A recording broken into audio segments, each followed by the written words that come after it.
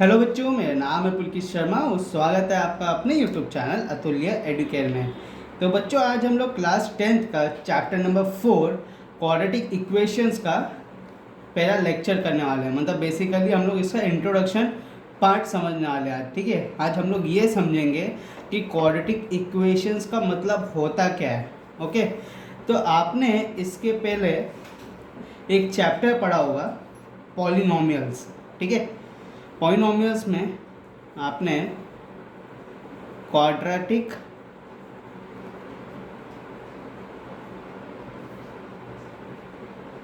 Polynomial पढ़ा हुआ।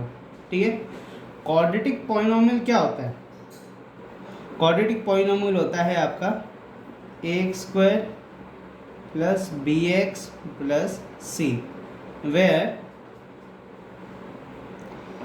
a, b and c are real numbers and a is not equal to 0। ठीक है, ये होता है आपका क्वाड्रेटिक पॉलिनोमियल। अब इसको हम लोग क्वाड्रेटिक पॉलिनोमियल कैसे डिफाइन कर पाते हैं? इसको हम लोग क्वाड्रेटिक पॉलिनोमियल इसलिए बोल पाते हैं because on the basis of degree. ठीक है, कि यहाँ पे आप देख सकते हो कि हाईएस्ट डिग्री क्या है, 2 है। ओके, तो ये क्या है आपका क्वाड्रेटिक पॉलिनोमियल है। ओके, अब मगर यहाँ पे हम लोग बात कर रहे हैं क्वाड्रेटिक इक्वेशन की। तो यहाँ पे पॉलिनोमियल के जगह क्या आ रहा है, इक्वेशन आ रहा है। अब पॉलिनोमियल और इक्वेशन में क्या फ़र्क है? यही फ़र्क है कि जो क्वाड्रेटिक पॉलिनोमियल का स्टैंडर्ड फॉर्म है a² plus bx plus c, अगर मैं इसके आगे इक्वल टू कोई भी कांस्टेंट से कर दूंगा तो ये जो क्वाड्रेटिक पॉलिनोमियल है it will become quadratic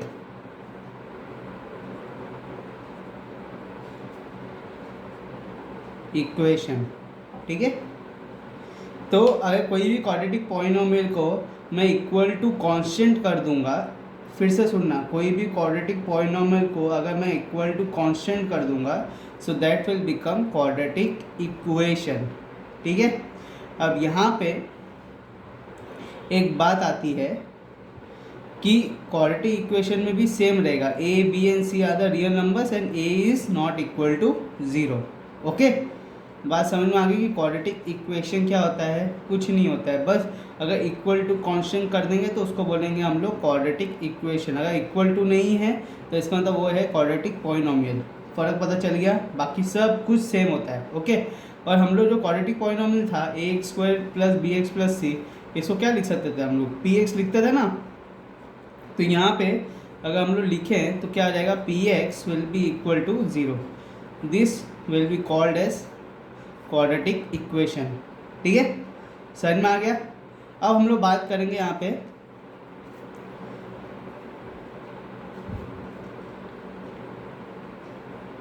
roots of quadratic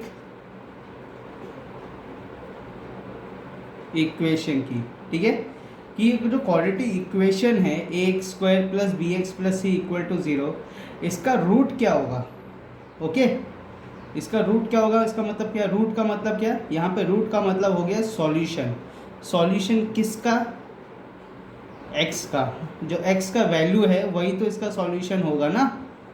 ठीक है, तो यहाँ पे जो वेरिएबल है, समझो यहाँ पे x इक्वल टू कोई भी मैंने कांस्टेंट ले लिया। ओके, वो रियल भी हो सकता है या रियल नहीं भी हो सकता है। तो यहाँ पे मैंने x इक्वल टू अल्फ़ा लिया। अब अल्फ़ा रियल भी हो सकता है, नहीं भी हो सकता है। ओके, तो यहाँ पे x इक्वल टू अल्फ़ा लिया, और अगर x इक्वल टू अल्फ़ा को मैं सब्सटीट्यूट कर दूँ a² plus bx plus c equal to 0 में, तो यहाँ पे x की जगह क्या आएगा, a² plus b alpha plus c equal to 0। अगर ये दोनों जगह LHS इक्वल टू RHS को सेटिस्फाई कर देता है तो इसका मतलब क्या हुआ कि जो x इक्वल टू अल्फ़ा है, ये जो अल्फ़ा है that will be called as the root of the quadratic equation, या we can say solution of a quadratic equation. समझ में आ गया?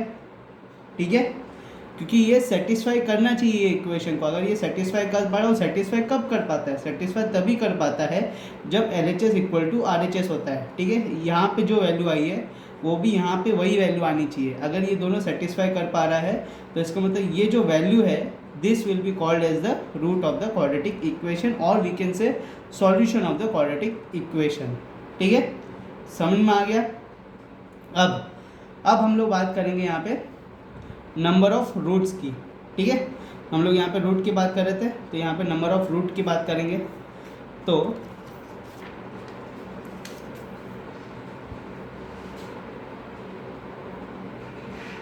जैसे कि मैंने आपको बताया है कि x इक्वल टू अल्फ़ा है। ठीक है, तो यहाँ पे क्वाड्रेटिक इक्वेशन है ax² plus bx plus c।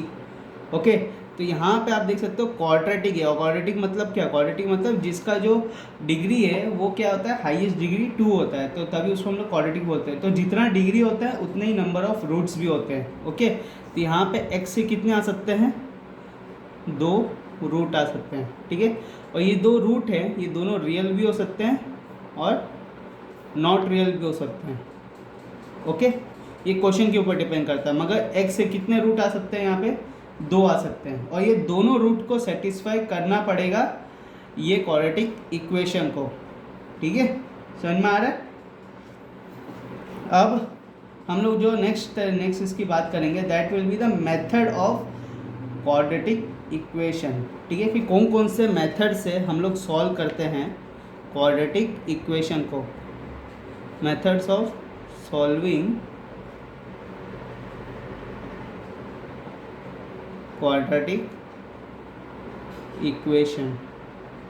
So there are basically 3 methods to solve the quadratic equation. कौन कौन सा है, सबसे पहला है मेथड ऑफ फैक्टराइजेशन, फिर उसके बाद है method of completing the square, और थर्ड है आपका मेथड ऑफ क्वाड्रेटिक फॉर्मूला।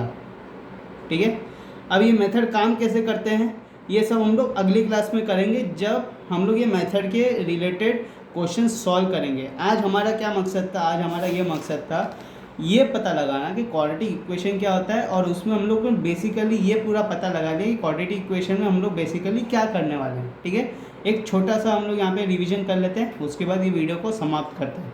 तो सबसे पहले हमने शुरू किया कि क्वाड्रेटिक इक्वेशन समझने से पहले हमें ये पता होना चाहिए क्वाड्रेटिक पॉलिनोमियल क्या होता है। ठीक है, जो हमने सेकेंड चैप्टर में पढ़ाई है। तो यहाँ पे क्वाड्रेटिक पॉलिनोमियल क्या है, ax² plus bx plus c। ठीक है, क्वाड्रेटिक पॉलिनोमियल क्वाड्रेटिक क्यों बोलते हैं, क्योंकि इसका जो हाईएस्ट डिग्री है वो क्या है, 2 है। ओके, तभी हम लोग इसको क्वाड्रेटिक पॉलिनोमियल बोलते हैं। ठीक है, अब क्वाड्रेटिक पॉलिनोमियल और क्वाड्रेटिक इक्वेशन में क्या फ़र्क है, बस इतना ही फ़र्क है। अगर आगे इक्वल टू कांस्टेंट हो जाएगा तो ये quadratic polynomial will get convert into the quadratic equation. ठीक है, otherwise it is a quadratic polynomial. ठीक है, अगर इक्वल टू 0 नहीं है, मतलब इक्वल टू कांस्टेंट नहीं है, तो इसका मतलब क्वाड्रेटिक पॉलिनोमियल है। अगर इक्वल टू कांस्टेंट है तो इसका मतलब that is a quadratic equation. Okay, अब हमें ये पता ही है कि ax² plus bx plus c को हम लोग कैसे डिनोट करते हैं, p ऑफ x से करते हैं। तो यहाँ पे हमने p of x equal to 0 लिख दिया। ठीक है, यहाँ पे 0 नहीं लिखना चाहिए था, एक्चुअली यहाँ पे कांस्टेंट लिखना चाहिए था c। ठीक है, क्योंकि कोई भी कांस्टेंट आ सकता है ना, ज़रूरी नहीं कि 0 ही आए। ओके, अब आगे हम लोग बात करेंगे यहाँ पे, ये तो हो गया आपका क्वाड्रेटिक पॉलिनोमियल और क्वाड्रेटिक इक्वेशन का मतलब। ठीक है, चैप्टर का नाम हम समझ गए। अब आगे हम लोग इसके बारे में बात करेंगे कि रूट्स ऑफ क्वाड्रेटिक इक्वेशन क्या होता है। ठीक है, रूट मतलब बेसिकली क्या है, सॉल्यूशन। ठीक है, अब सॉल्यूशन किसका निकलता है, वेरिएबल का निकलता है।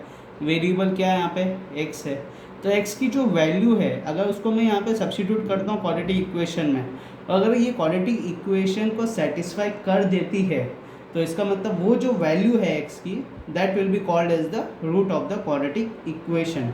ठीक है, सेटिस्फाई करना मतलब क्या, LHS इक्वल टू RHS करना। ओके, तो यहाँ पे जो वैल्यू है वही वैल्यू यहाँ पे भी होनी चाहिए। ओके, यहाँ पे कोई भी वैल्यू हो सकती है, जरूरी नहीं 0 ही हो, कोई भी वैल्यू होगी तो यहाँ पे भी वही वैल्यू आनी चाहिए। ठीक है, अगर सेटिस्फाई कर रही है तो इसका मतलब वो रूट है, सेटिस्फाई नहीं कर रही है इसका मतलब वो रूट नहीं है।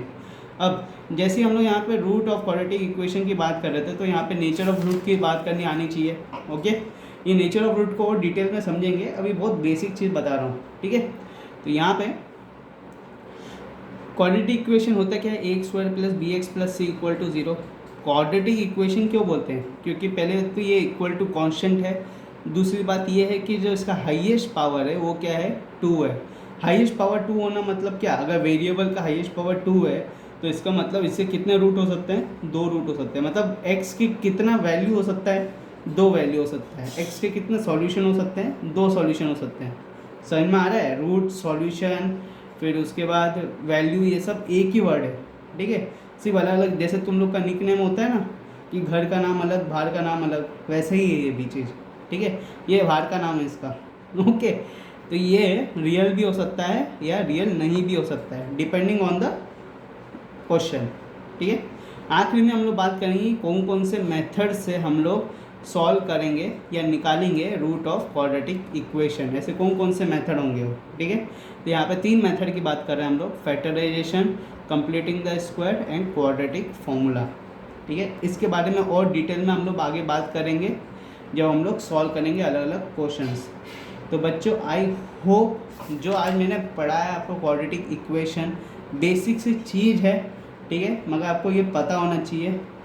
तो आपको आई होप आपको ये पूरा समझ में आ गया होगा, ठीक है। नेक्स्ट लेक्चर में हम लोग क्वाड्रेटिक इक्वेशन का एक्सरसाइज 4.1 करने वाले हैं, ठीक है।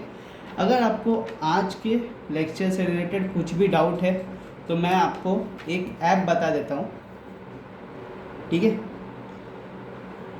ये देखो, ये मेरा मोबाइल है, यहाँ पे टेलीग्राम करके एक ऐप है, ठीक है। ये ऐप को डाउनलोड कर देना और ये ऐप में जाके सर्च करो यहाँ पे अतुल्य एडुकेट, और इस ग्रुप को जाके ज्वाइन कर लो। क्यों ज्वाइन करने के लिए बोल रहा हूँ, इसलिए बोल रहा हूँ क्योंकि जो भी वीडियो मैं अपलोड करूँगा उन सब के नोट्स आपको यहाँ पे मिल जाएंगे, plus this is the best and fastest possible way to connect with me, ठीक है। अगर आपको एग्ज़ाम से रिलेटेड कुछ भी डाउट्स है या कोई भी चैप्टर से रिलेटेड कुछ भी डाउट है तो आप डायरेक्टली यहाँ पे मेरे को बस क्लिक करके भेज दो, मैं विद इन मिनट्स आपको यहाँ पे आंसर भेज दूँगा, ठीक है। या आपको कुछ और भी प्रॉब्लम है तो हम यहाँ पे बात कर सकते हैं, ओके। मैं चाहता हूँ कि कम्युनिटी बिल्ड हो जहाँ पे हम लोग का इंटरेक्शन बहुत अच्छा हो, इससे आप इसको जाके ज्वाइन कर सकते हो, ओके। समझ में आ गया।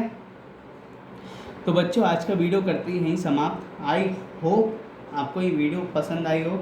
अगर आप चाहते हो कि मैं ऐसे और वीडियोस बनाऊं तो मुझे सपोर्ट करने के लिए इस चैनल को सब्सक्राइब करिए, इस वीडियो को लाइक करो, अपने से शेयर करो और बेल आइकन दबाओ फॉर न्यू नोटिफिकेशंस। मिलेंगे अगली वीडियो में बच्चों, जब तक के लिए bye and all the best for your exam, ठीक है।